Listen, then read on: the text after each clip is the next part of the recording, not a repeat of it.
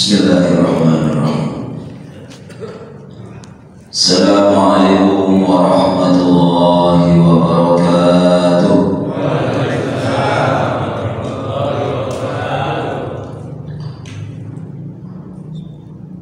Alhamdulillah, alhamdulillahilladzi a'ada yawmana wa karrar.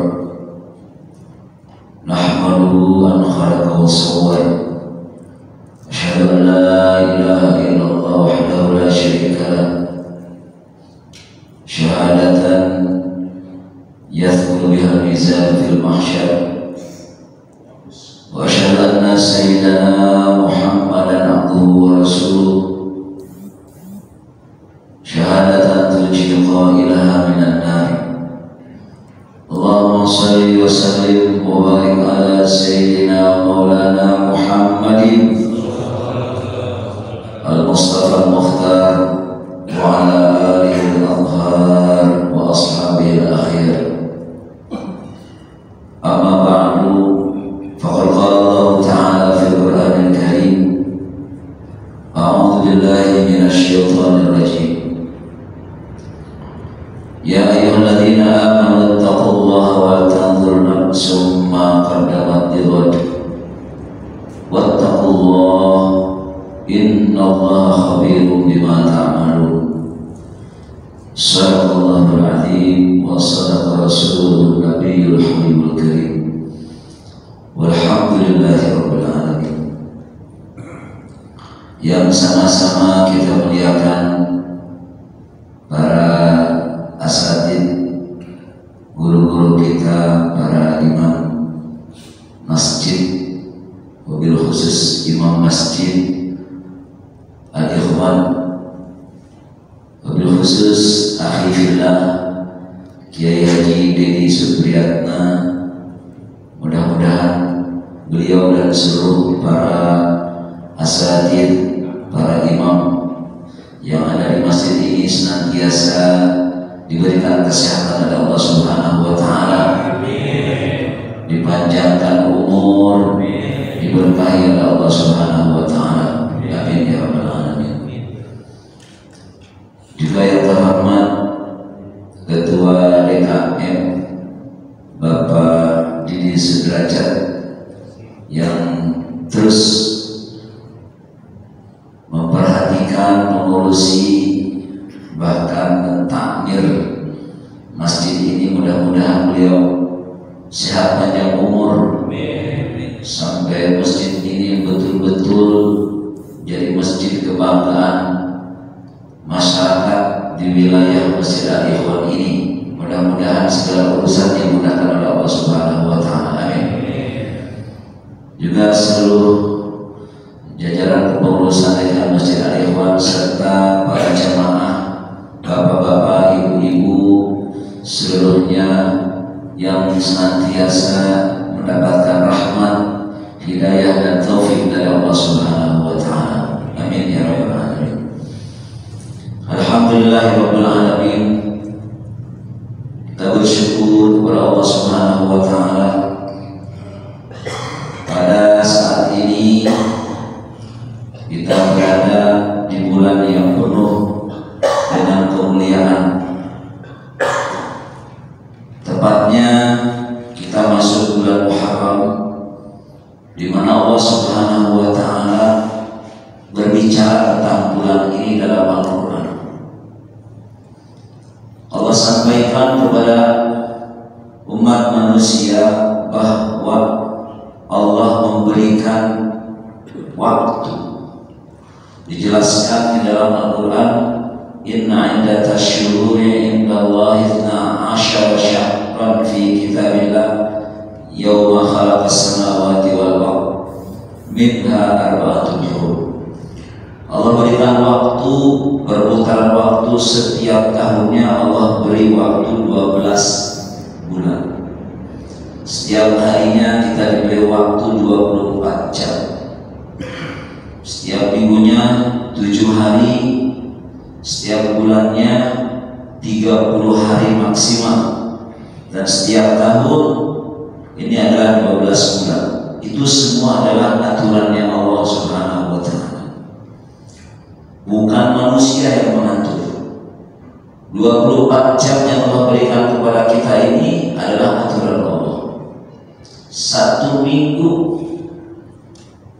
juga adalah ketentuan Allah Subhanahu wa Ta'ala. Termasuk 12 bulan ini disebutkan dalam Al-Quran. Kemudian Allah tegaskan bahwa Allah ciptakan 12 bulan untuk manusia ini. Di antara 12 bulan ini ada 4 bulan yang dianggap suci, mulia bagi Allah Subhanahu wa Ta'ala. Minha arba'atul hurum, 4 bulan itu bulan yang suci, bulan haram. Kalau bapak-bapak sering dengar ada Masjidil Haram atau tanah suci haram. Haram itu artinya suci. Masjidil Haram itu bukan masjid yang haram, tapi masjid yang suci. Minha arba'atul hurum, ada 4 bulan yang disucikan oleh Allah Subhanahu wa Ta'ala. Sehingga dalam 4 bulan ini Allah tentukan bahwa tidak boleh ada pertumpahan darah, tidak boleh ada peperangan. Beda dengan bulan-bulan yang lain, bahkan di bulan Ramadan pun terjadi peperangan. Tetapi dalam 4 bulan ini tidak boleh ada peperangan, tidak boleh ada tumpah darah. Karena bulan ini dianggap suci oleh Allah Subhanahu wa Ta'ala, tidak boleh ada pertumpahan darah. Bahkan pemerintah Saudi Arabia bila ingin melaksanakan qisas itu tidak pada bulan-bulan ini. Bulan apa saja? Bulan ini ada 4, 3 bergandengan, 1 terpisah. Yang bergandengan ini Zulqa'dah, Zulhijjah dengan Muharram. Jadi bukan tidak termasuk bulan Ramadan. Bulan Ramadan ini adalah bulan yang mulia buat umat manusia. Tetapi di hadapan Allah Subhanahu wa Ta'ala dalam bulan Ramadan boleh melakukan peperangan. Tapi 4 bulan ini Zulqa'dah, Zulhijjah, Muharram dan termasuk kemudian bulan yang terpisah yaitu bulan Rajab adalah yang disebut oleh Allah dalam Al-Quran minha arba'atul hurum, 4 bulan adalah 4 bulan yang disucikan oleh Allah Subhanahu wa Ta'ala. Nah, di antaranya adalah bulan Muharram ini. Bulan Muharram ini menjadi bulan awal dalam kalender Hijriah. Tentunya kita akan bertanya-tanya kalender Hijriah kenapa disebut dengan Hijriah. Mungkin selama ini kita seringkali memakai kalender Masehi. Ada Januari, Februari dan seterusnya sampai Desember. Kita kalau suruh hitung waktu itu lebih cepat hitung pakai kalender Masehi. Betul nggak Pak? Padahal kita punya kalender sendiri umat Islam, yaitu kalender Hijriah. Dari bulan apa mulainya? Awas jangan sampai kemudian kita salah. Ada sebagian ibu-ibu kalau saya tanya kapan mulai kalender Hijriah, bulan Syawal katanya. Loh, kok bulan Syawal? Bukan, tapi bulan Muharram. Bulan Muharram adalah bulan yang pertama.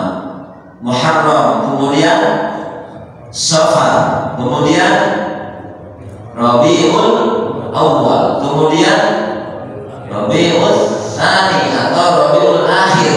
Boleh Rabiul Tsani atau Rabiul Akhir. Kemudian Jumadal Ula, kemudian Jumadal Ats-Tsani atau Jumadal Akhir, kemudian Rajab, kemudian Sya'ban, kemudian Ramadan, kemudian Syawal. Nah, jadi Syawal ini justru bulan yang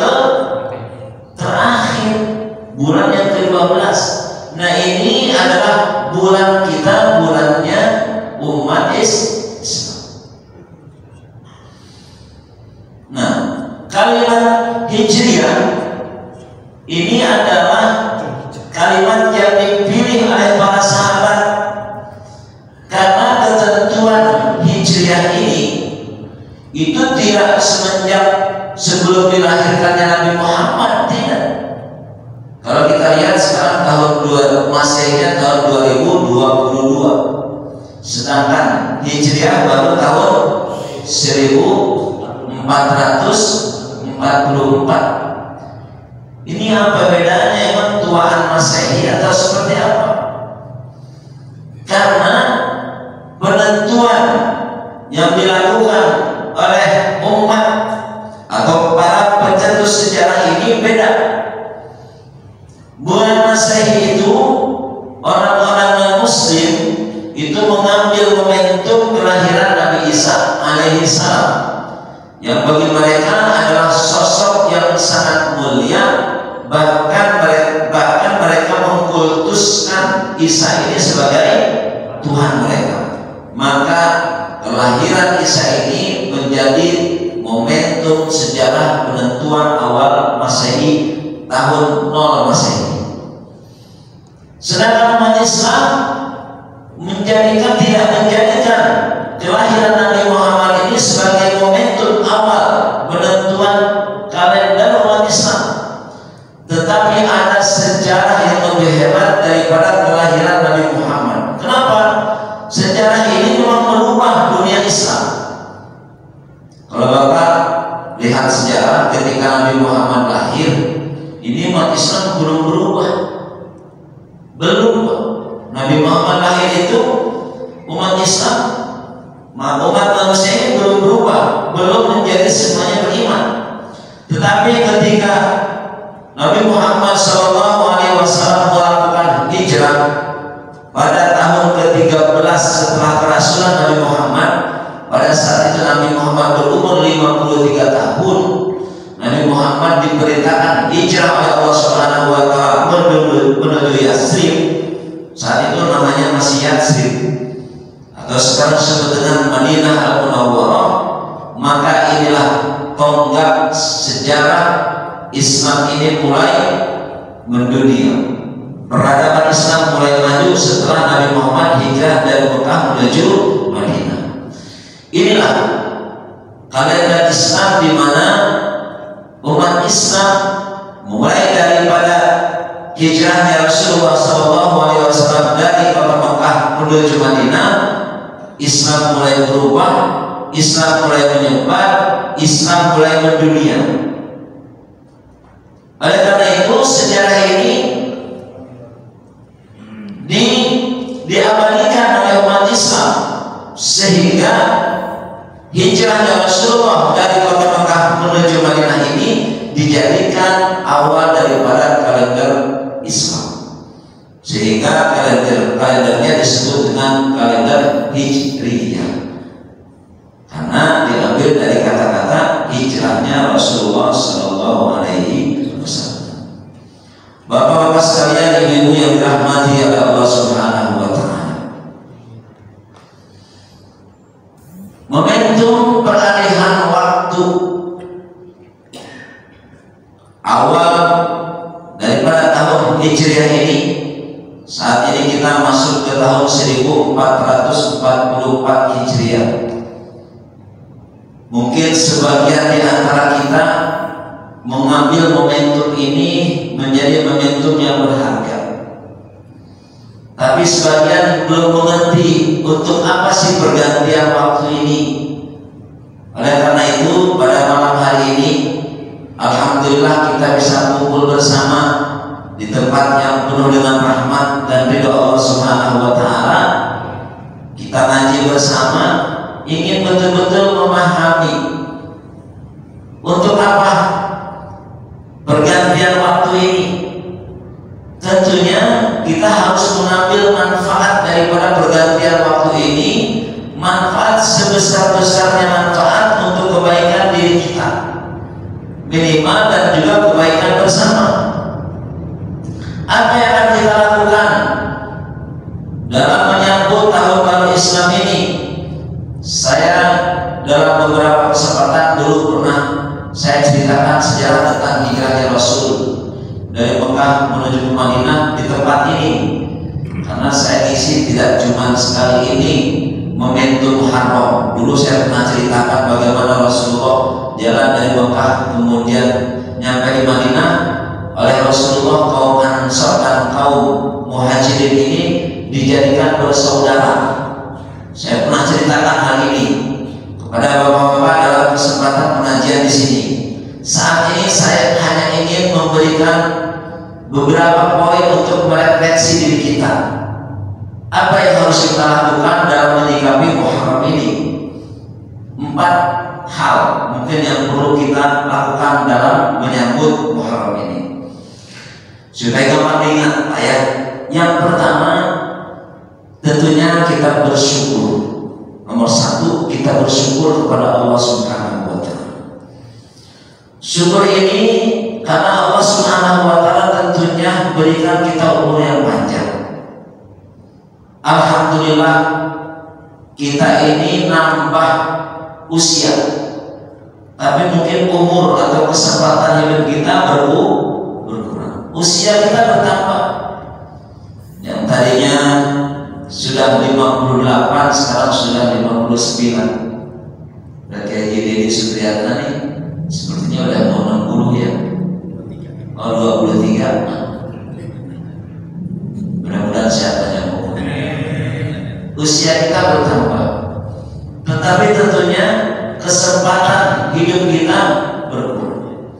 Kita bersyukuri Allah Subhanahu wa Ta'ala sampai detik ini masih memberikan kesempatan hidup kepada kita, tentunya untuk beribadah kepada Allah Subhanahu wa Ta'ala.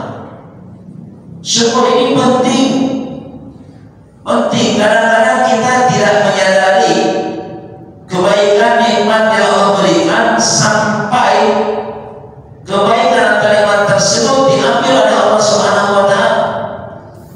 Ini kita yang lagi pada sehat begini, ini ya sehat udah ya, alhamdulillah kita bisa di masjid. Padahal Pak, orang-orang yang sedang ada di rumah sakit itu merasakan bagaimana nikmatnya kita ada di sini.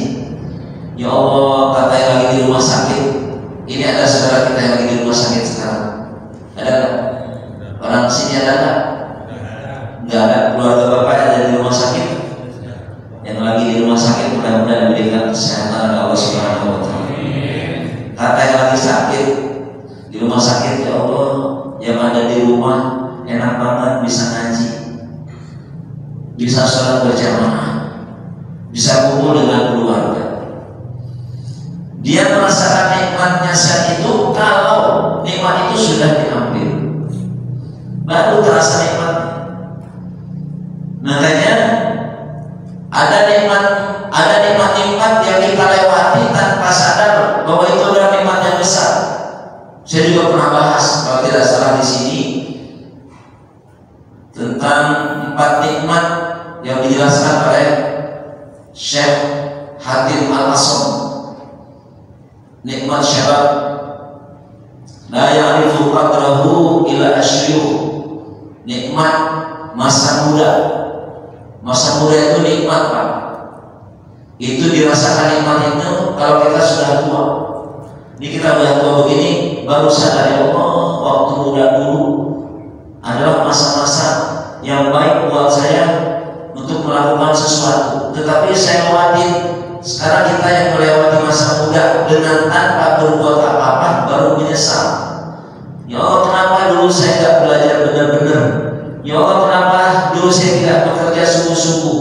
Sehingga apa? Sekarang kita sudah tua, umur kita lebih daripada 40, baru menyesali hilang masa muda kita. Makanya masih muda-muda, mumpung belum tua harus berbuat sesuatu. Nikmat al-afiyah, kata Hatim Al-Asam, la ya'rifu al-afiyah illa ahlul bala. Kita ini diberikan kesehatan, sehat walafiat. Afiat itu adalah sehat yang sempurna. Tangan kita sempurna, anggota tubuh kita sempurna. Ada orang yang anggota tubuhnya tidak sempurna. Apa kata mereka? Ya Allah, saya nggak punya kaki. Bersyukur sekali orang yang punya kaki. Dia tidak sempurna, sehat tapi tidak sempurna.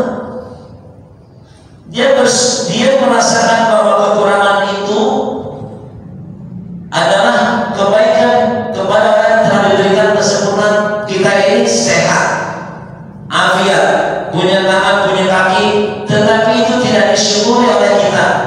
Nanti kalau Allah sudah cabut nikmat itu, baru kita sadar, ya Allah, ternyata afiat atau kesempurnaan ini adalah sesuatu anugerah yang sangat besar.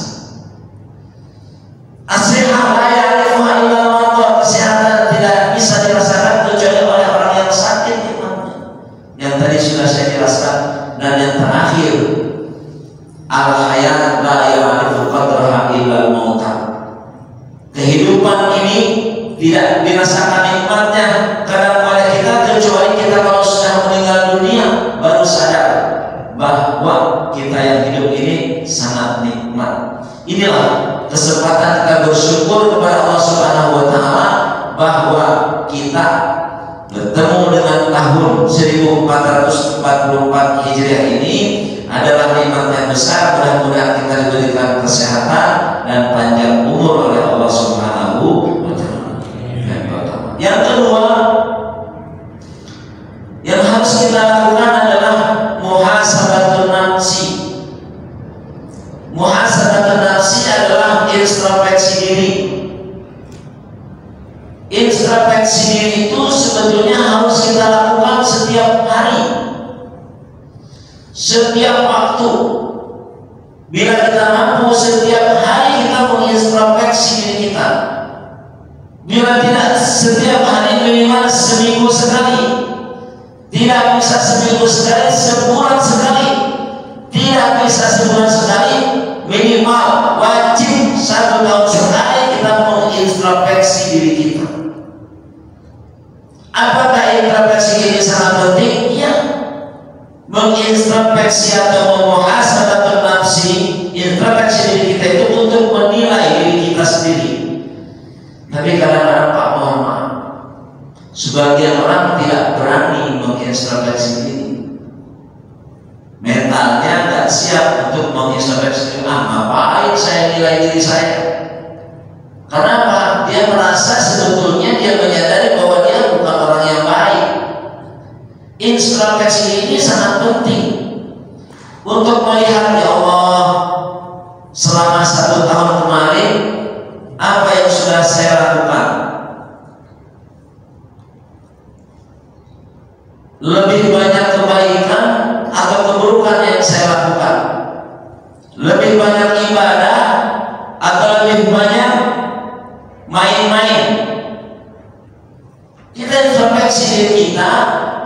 Tujuan daripada introspeksi ini adalah untuk meningkatkan kualitas diri kita. Tanpa introspeksi tidak bisa. Kita tidak bisa meningkatkan kualitas diri kita tanpa mengintrospeksi diri kita. Lihat, ibadah kita setiap hari ini berapa volumenya dibandingkan dengan selain ibadah. Kita sholat setiap hari 5 kali. 1 kali sholat itu berapa menit, Pak? 10 menit. Lamaan juga kayaknya 10 menit ya. 10 menit itu sama wudunya. Bisa setengah jam kalau sama jalannya. Tapi sholat kita itu sendiri sekitar 5 menit. Dikalikan dengan 5 waktu. Ini 25 menit. Tambah dengan wudu segala macamnya. Kalau memang kita seharinya dengan wudu segala macamnya setengah jam kali 5, baru berapa, Pak? 2 jam setengah. Kita diberi waktu oleh Allah Subhanahu wa taala 24 jam 1 hari 1 malam. Berarti lebih baik di luar ibadah yang kita lakukan selama ini. Ini bagian daripada introspeksi diri kita bahwa Allah Subhanahu wa taala sudah memberikan kesempatan begitu banyak bagi kita untuk melakukan ibadah. Kita ingin semua yang kita lakukan ini, mulai dari bangun tidur sampai kita tidur lagi, adalah merupakan ibadah kepada Allah Subhanahu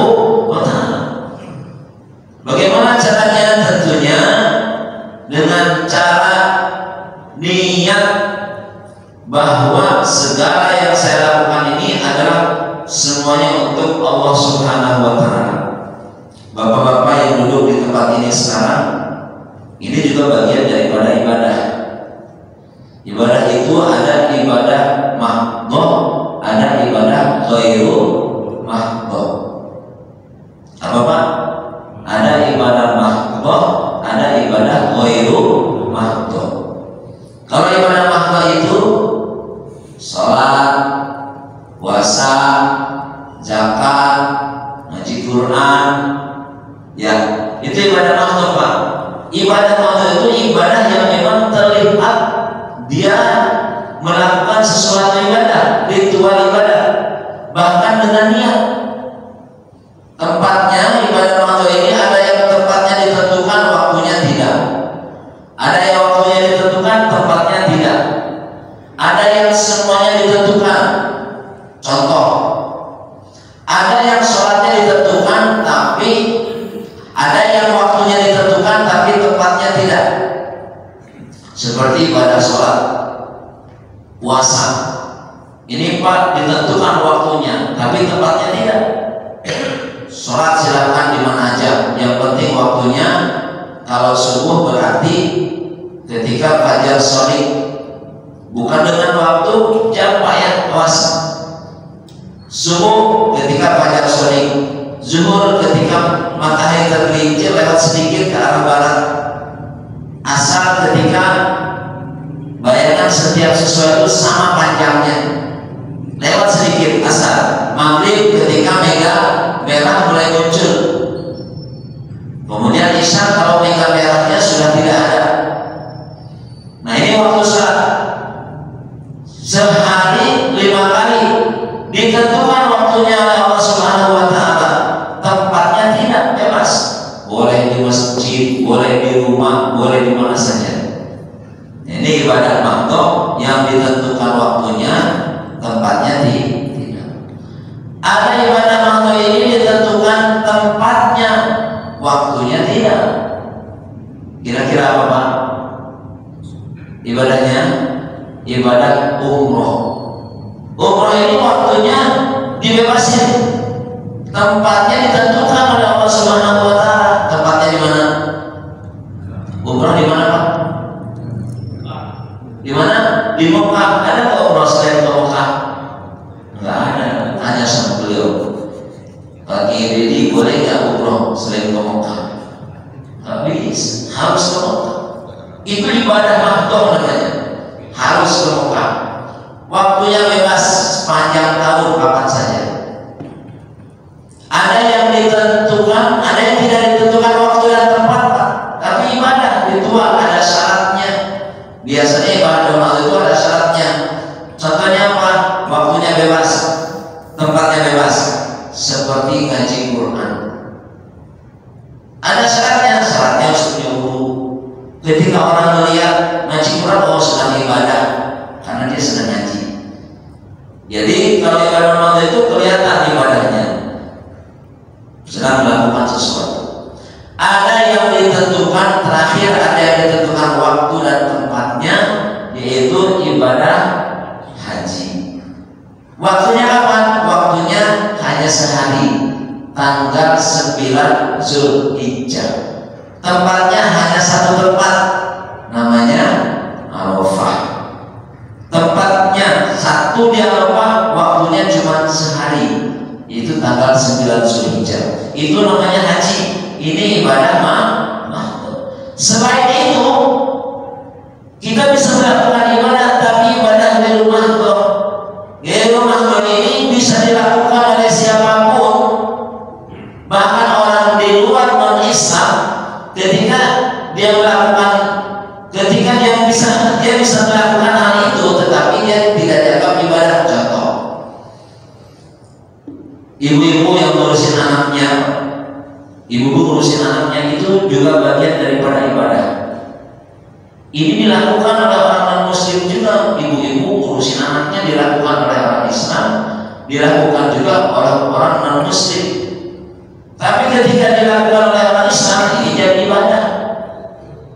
Kalau ibadah mahdhah tidak, hanya orang Islam yang melakukan. Tapi ghairu mahdhah siapapun melakukan, tetapi ketika dilakukan oleh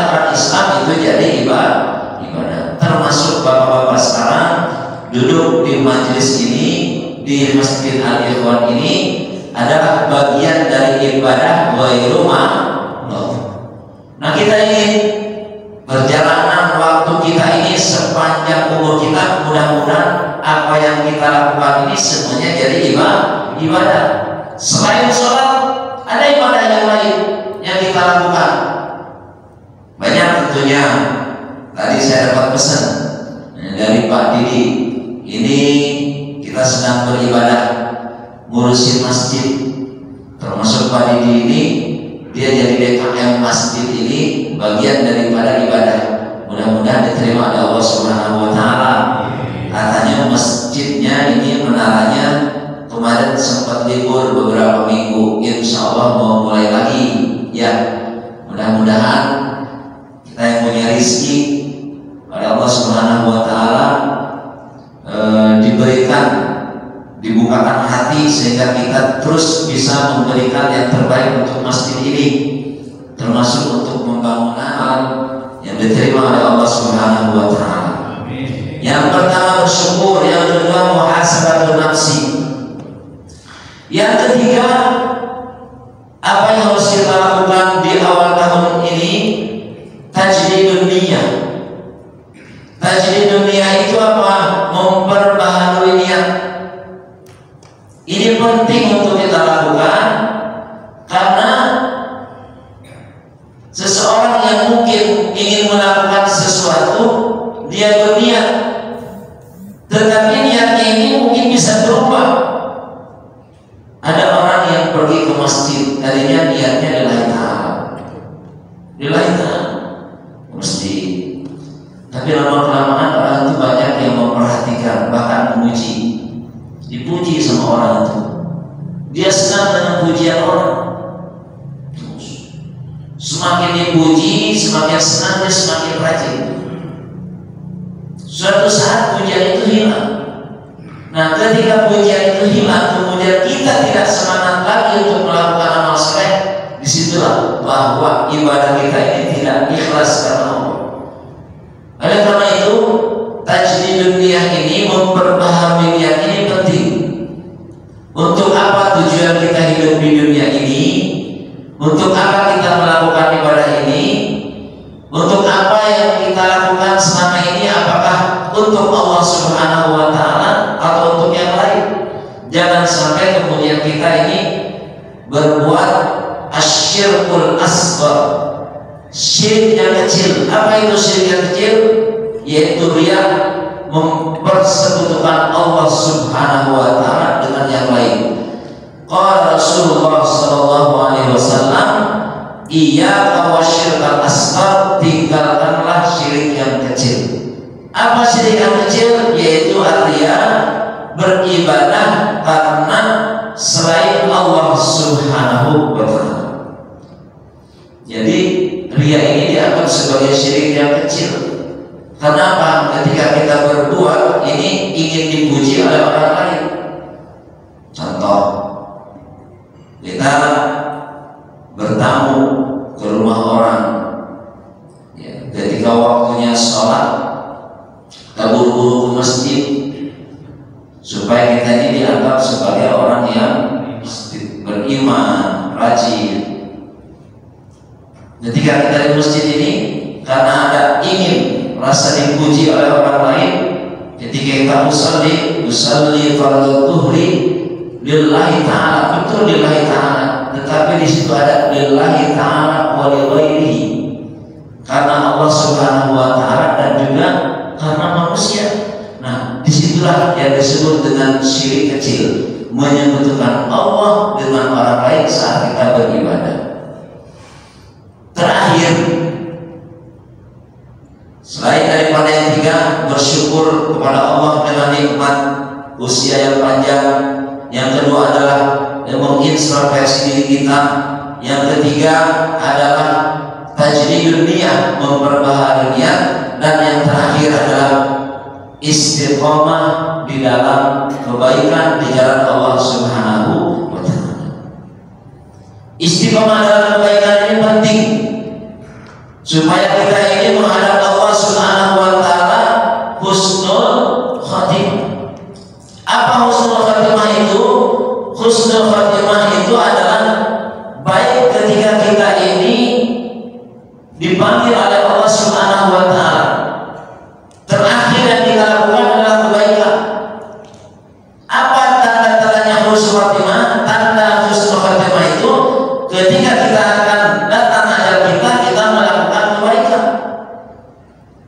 Tidak ada tanda khusus.